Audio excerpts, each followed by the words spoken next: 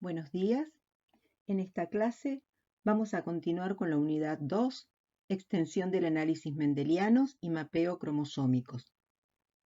Dentro de la extensión del análisis mendeliano, daremos tratamiento al tema alelos múltiples. Antes de comenzar, vamos a recordar el concepto de alelos.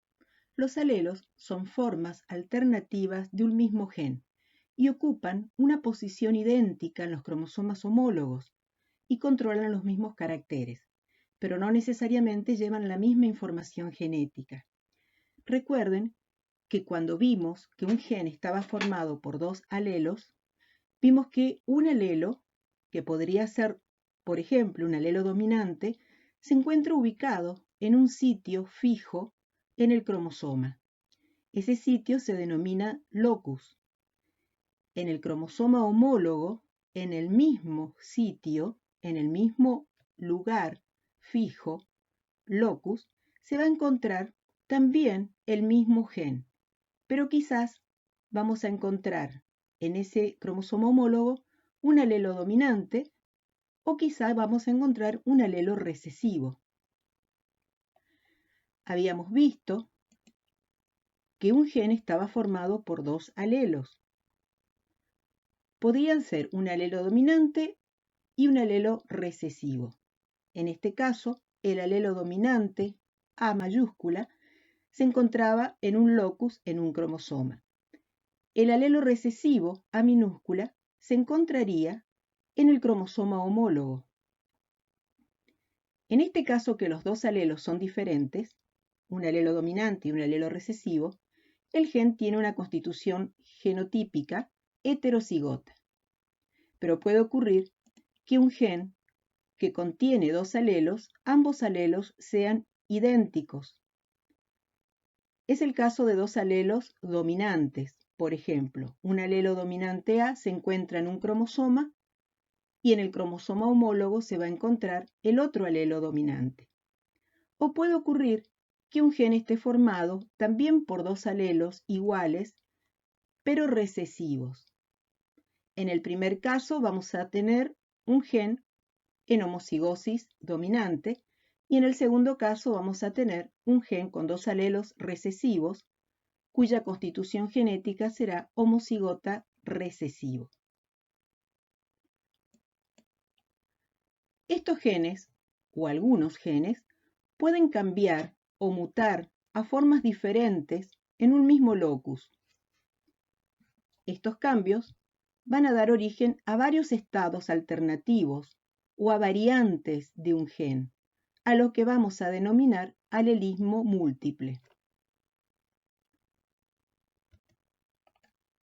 Por ejemplo, este es un cromosoma, vemos que está con una sola cromátida, y tenemos este sitio de color rojo que sería el locus.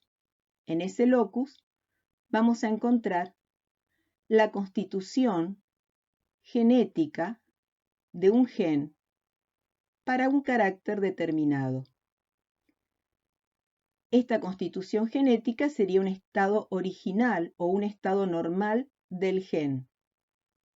Es un alelo de tipo silvestre, o sea que me está dando la representación de un carácter normal o natural. Pero puede ocurrir que dentro de este mismo locus se produzcan mutaciones, por ejemplo, una mutación génica o puntual, que sería cambiar dentro de la cadena de ADN, cambiar una base por otra base. Eso me estaría originando una mutación de ese alelo y pasa a formar un alelo al que podemos denominar A1. Puede ocurrir que haya una mutación en otro lugar de la cadena de ADN, cambiando también una base por otra base. Y ya estamos generando variantes dentro de lo que fue en un principio un gen en estado normal. A esto es lo que denominamos la presencia de alelos múltiples que están presentes como consecuencia de algún tipo de mutación.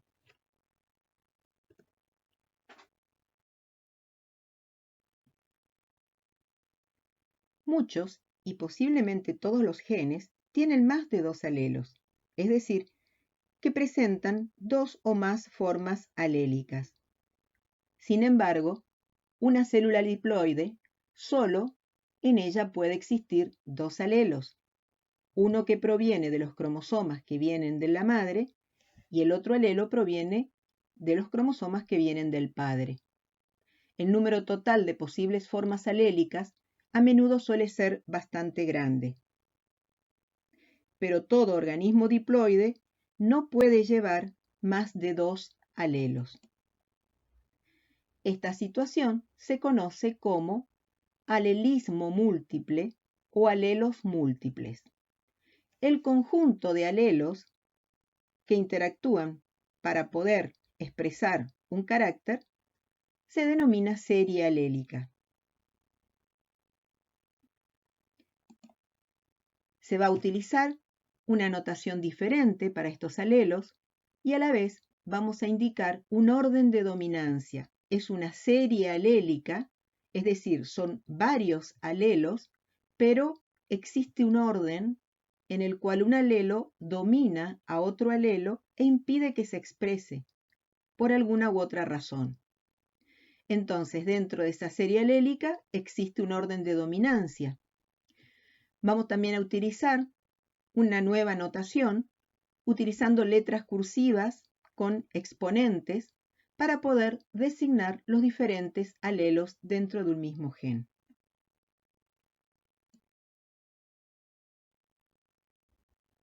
Un ejemplo de alelos múltiples lo vamos a ver en los grupos sanguíneos. El doctor Karl Landsteiner descubrió y tipificó los grupos sanguíneos en el ser humano. Fue quien descubrió el sistema AB0. Debido a esto se le concedió el Premio Nobel de Fisiología y Medicina en el año 1930. Otros investigadores, el doctor Castello y el doctor Sturley, más tarde descubrieron y tipificaron el grupo sanguíneo AB. En este sistema existen 4 grupos sanguíneos. Cada uno de ellos es un fenotipo diferente. El grupo sanguíneo A, el grupo sanguíneo B, el grupo sanguíneo AB y el grupo sanguíneo 0. Cada uno de ellos constituye un fenotipo. Dijimos que es un ejemplo de alelos múltiples, porque existe una serie alélica que está formada por 3 alelos principales. Un alelo es el alelo I recesivo. Otro alelo es el que vamos a escribirlo con una I mayúscula y un superíndice A mayúscula. Esto corresponde a un alelo. Tenemos otro alelo también formado por una I mayúscula y un superíndice, una B mayúscula. Vamos a tener 1, 2, 3 alelos diferentes. Esos alelos constituyen una serie alélica.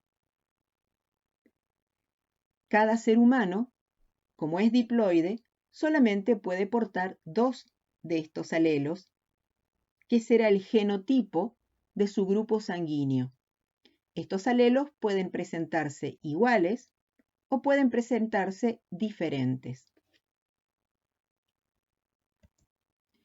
En esta serie alélica, el alelo A y el alelo I superíndice B determina cada uno un antígeno en concreto. En cambio, el alelo I en estado recesivo produce la incapacidad para producir un antígeno. En los genotipos, como ustedes observan aquí, que es el genotipo del grupo A, y en el genotipo del grupo B, los alelos I superíndice A y el alelo I con el superíndice B son completamente dominantes sobre el alelo recesivo I minúscula. Pero al estar juntos, ambos alelos, formando el genotipo del grupo AB, son codominantes. Es decir, que ninguno de estos alelos es dominante sobre el otro, sino que ambos se expresan.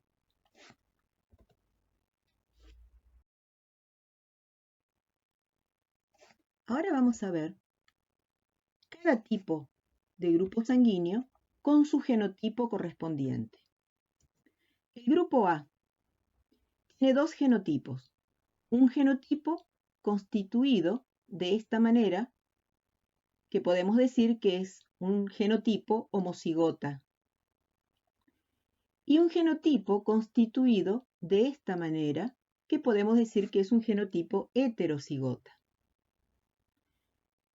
El grupo B también tiene dos genotipos, un genotipo homocigota y un genotipo heterocigota. Un individuo que tiene grupo A puede tener cualquiera de estos genotipos. Puede tener un genotipo constituido por los dos alelos iguales o puede tener un genotipo constituido por un alelo I minúscula y un alelo I mayúscula A. Una persona que tiene el grupo B también puede tener un genotipo constituido de esta manera con los dos alelos iguales o bien puede tener un genotipo constituido por alelos diferentes. El grupo AB, en cambio, tiene un solo tipo de genotipo, donde existe la codominancia entre ambos alelos. Y el grupo 0 tiene un genotipo donde podríamos decir que las dos I recesiva se encuentran en doble copia. Entonces, vamos a tener 4 grupos sanguíneos: grupo A, grupo B, grupo AB y grupo 0. Son 4 fenotipos, pero vamos a tener un genotipo, 2, 3, 4, 5 y 6 genotipos diferentes. Solamente el grupo AB posee un genotipo y el grupo 0 posee un genotipo. Los alelos A y B son dominantes cuando se encuentran en presencia del alelo recesivo I, como es el caso de este genotipo del grupo A y como es el caso de este genotipo en el grupo B. Aquí hay dominancia completa del alelo I superíndice A sobre el alelo I recesivo. También hay dominancia completa del alelo I superíndice B sobre el alelo I recesivo. Pero los alelos A y B son codominantes entre sí. Ninguno de los dos ejerce dominancia sobre el otro, sino que ambos se expresan. El alelo I recesivo, algunos consideran que es un alelo nulo, porque es incapaz de producir cualquier forma de antígeno. En cambio, en el AB se producen dos tipos de antígenos: los antígenos para el grupo A y los antígenos para el grupo B. El grupo 0 es considerado un donante universal de sangre, porque no contiene antígenos ni A ni B. En cambio, el grupo AB es el receptor universal de sangre. No produce anticuerpos, contra el antígeno A ni contra el antígeno B. Entonces, codominancia, vemos el heterocigota que expresa los fenotipos de ambos homocigotas. En el sistema AB0 existe un caso de alelos múltiples y dentro del caso de alelos múltiples, además existe la codominancia y existe la dominancia completa.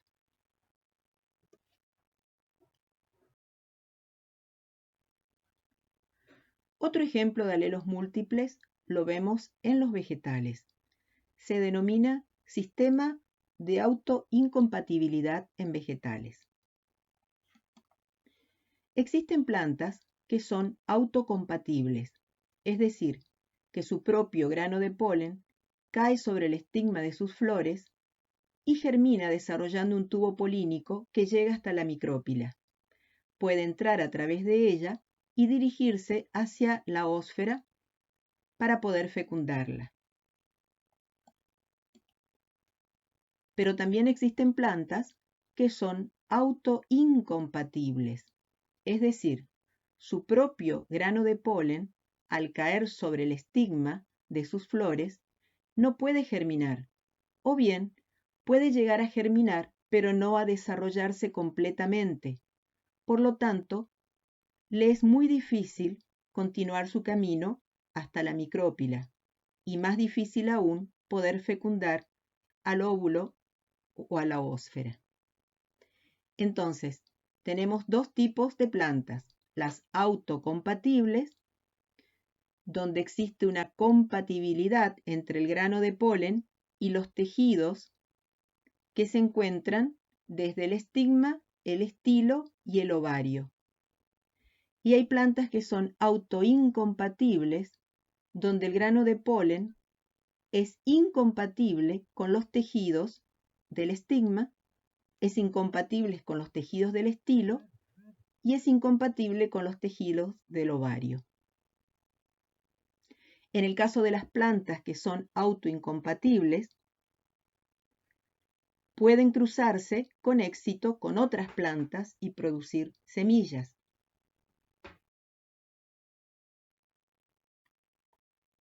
Hoy sabemos que la incompatibilidad tiene una base genética y que existen varios sistemas genéticos distintos que operan en diferentes especies autoincompatibles.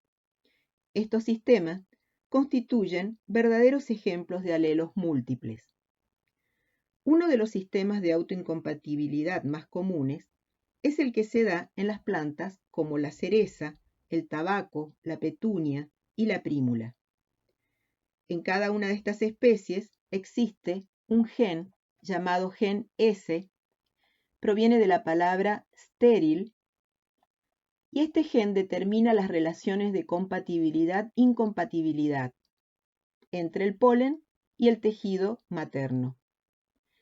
Además se forma una serie alélica, es decir, ese gen puede presentarse con una gran variedad de alelos, S1, S2, S3, S4. En Nicotiana tabacum, el tabaco, se encontraron hasta 15 variantes alélicas de este gen. Cada planta individual solamente podrá llevar una pareja de alelos.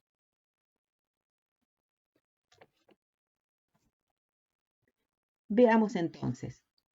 El grano de polen lleva el gen S y este gen viene con el alelo 1, lo llamamos S1, y este alelo S1 también se encuentra presente en el tejido materno, es decir, en el estigma, en el estilo o en el ovario de la flor, entonces el grano de polen no podrá desarrollar el tubo polínico. Sin embargo, si el grano de polen que lleva el alelo S1 cae sobre una flor que no tiene el alelo S1 en el tejido materno, entonces sí podrá desarrollar un tubo polínico que llevará al núcleo hasta la ósfera y habría fertilización. Por ejemplo, miramos en este esquema, vemos un cruzamiento donde tenemos la planta que vamos a utilizar como madre con un genotipo S1-S2. Significa que en el ovario de la planta, en los óvulos y en todo el tejido materno, el gen S se puede presentar con el alelo S1 y con el alelo S2. La planta que vamos a utilizar como padre o polinizadora tiene un genotipo S3-S4, es decir, los granos de polen pueden traer el gen S con el alelo 3 o el alelo 4. Vemos que los granos de polen tienen un genotipo diferente al que presenta el tejido materno. Por lo tanto, cada uno de estos granos de polen puede desarrollar su tubo polínico sin ningún problema y poder llegar al óvulo para poder fecundarlo y formar la descendencia. Siempre que el tejido materno no contenga el mismo gen S y un alelo igual en los tejidos del grano de polen, se podrá producir compatibilidad. Si los granos de polen tienen el mismo gen S con el mismo alelo que se encuentra en el tejido materno, entonces habrá incompatibilidad.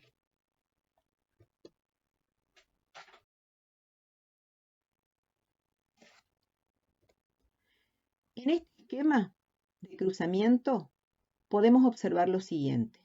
Tenemos un cruzamiento entre un parental, la planta utilizada como madre, donde vemos que tiene un genotipo S1-S2, es decir, el tejido materno contiene el gen S con los alelos S1 y S2. El parental masculino o polinizador tiene el mismo genotipo, posee los granos de polen, el gen S, con los alelos S1 y S2. Tanto grano de polen como el tejido materno presentan el gen S con los mismos alelos.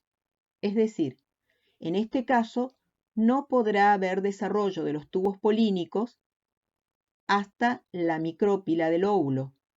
No habrá posible una descendencia, no habrá fecundación.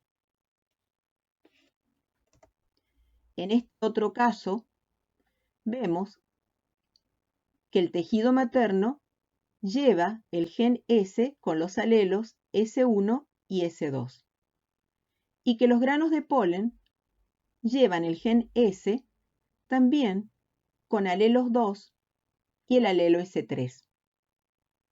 Observen cómo los granos de polen que tienen el gen S con el alelo 2, que no puede llegar hasta el óvulo, no pueden desarrollarse, no pueden llegar a la micrópila, porque este óvulo contiene el mismo gen con el mismo alelo. Sin embargo, los granos de polen, que son S3, sí pueden desarrollarse, descender por el estilo y llegar a los óvulos, y podrán fecundar al óvulo S1 y podrán fecundar al óvulo S2. En este caso, decimos que existe una semicompatibilidad. Hay otros casos donde tanto el tejido materno como el tejido de los granos de polen contienen diferentes alelos del gen. Sería el caso de un cruzamiento S1-S2 por S3-S4. Fíjense cómo todo el tejido materno, los óvulos, presentan el gen S con alelos S1 y S2, pero no se repiten esa constitución en los granos de polen. Los granos de polen tienen una constitución totalmente diferente. Son S3 y S4. Por lo tanto, cada grano de polen que tenga estos alelos puede desarrollar sin ningún problema el tubo polínico y llega a fecundar al óvulo. Se dice que la planta es totalmente compatible. Otro ejemplo de alelismo múltiple lo vemos en un gen, el gen C, que expresa el color del pelaje en los conejos. Se trata de una serie alélica, una de las más numerosas, y dichos alelos pueden combinarse entre sí, dando diferentes genotipos. Por lo tanto, vamos a observar diferentes fenotipos con respecto al color del pelaje en los conejos. Si nosotros miramos la imagen, este conejo tiene un color de pelaje denominado agutí, silvestre o salvaje. El pelo agutí es un pelo donde se da la combinación de dos colores, el negro y el amarillo. Es un pelo con las puntas negras y las bases negras, pero en la mitad del pelo el color es un amarillo, muy claro. De manera que si abrimos el pelaje, podemos observar esa diferencia de coloración. El fenotipo agutío salvaje está formado por un genotipo dado por un gen C con el alelo dominante que me indica que hay presencia de coloración. Hay presencia de coloración oscura. Ese gen puede estar presente con un alelo dominante, una C mayúscula, o bien lo podemos escribir como una C minúscula, pero con el signo positivo. Este signo positivo, como superíndice, nos indica que es un carácter salvaje o silvestre, un carácter original. Otro fenotipo es el fenotipo chinchilla.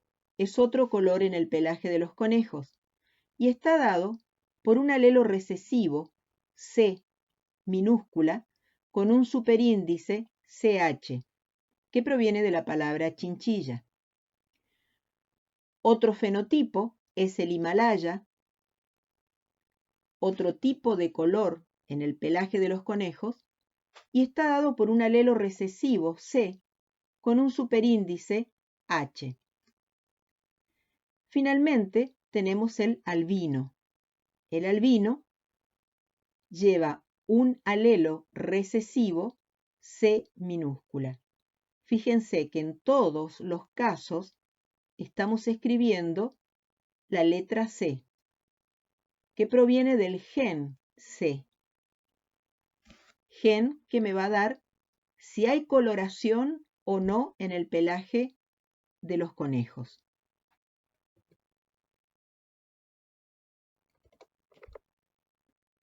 En este cuadro podemos observar los diferentes genotipos formados por la combinación de los distintos alelos de esta serie alélica, que van a dar como resultado los diferentes fenotipos que vamos a observar, es decir, el color del pelaje en los conejos. Por ejemplo, el color agutí o salvaje es un fenotipo que puede llegar a tener 4 genotipos diferentes, según cómo se hayan combinado los alelos. Puede presentarse como un homocigota dominante, formado por 2 alelos dominantes. Puede presentarse como un heterocigota, formado por un alelo C dominante y el alelo chinchilla.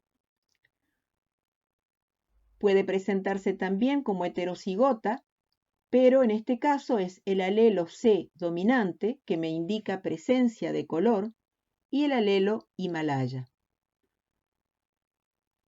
O como en este genotipo, donde está presente el alelo dominante y un alelo recesivo, que es el alelo para el color albino.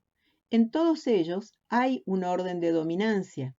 El alelo C dominante es dominante sobre el chinchilla, sobre el Himalaya y sobre el albino.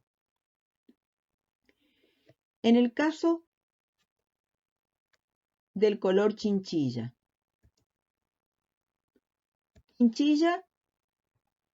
presenta un alelo con el superíndice CH. El chinchilla es un conejo que tiene la piel de un color gris, un poco más clara que el agutí o salvaje. En este caso, se forma de 4 genotipos. Puede llevar los dos alelos chinchilla y ser un homocigota. Puede ser un heterocigota con un alelo chinchilla que tiene dominancia sobre el alelo Himalaya.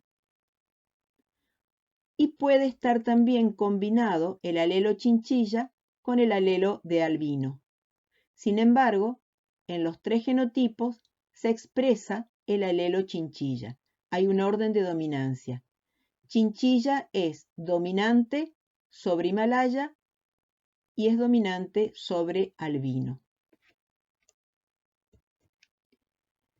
Luego tenemos el fenotipo Himalaya. Es un conejo de cuerpo blanco, el pelaje es blanco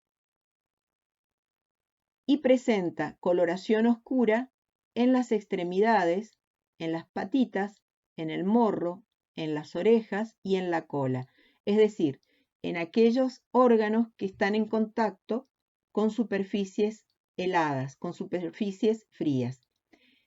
Es una especie que se encuentra en las regiones del Himalaya. El fenotipo Himalaya está dado por 2 genotipos. Se puede expresar como homocigota, los 2 alelos himalayas iguales, o bien el alelo Himalaya combinado con el alelo albino.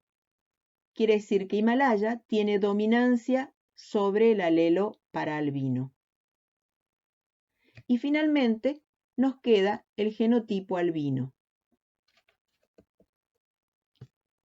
El genotipo albino es el conejo blanco de extremidades rosadas.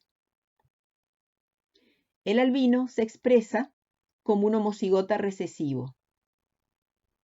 No tiene efecto de dominancia sobre ninguno de los alelos anteriores.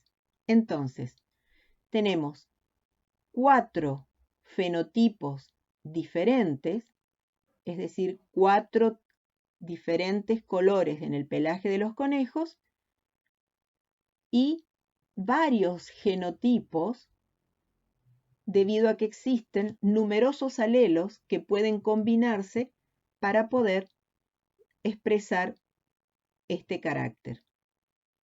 Existe una serie alélica y existe un orden de dominancia.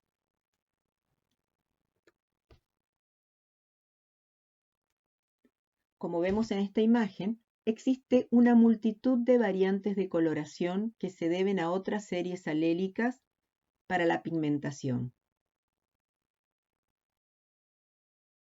Lo curioso de esta serie alélica para el color del pelaje es que, por ejemplo, Himalaya no es una variante exclusiva de los conejos, sino que también aparece en otras especies, por ejemplo, en los gatos domésticos, dando lugar al tipo conocido como siamés, del que existen múltiples variantes que dependen del color que tenga de fondo el pelaje.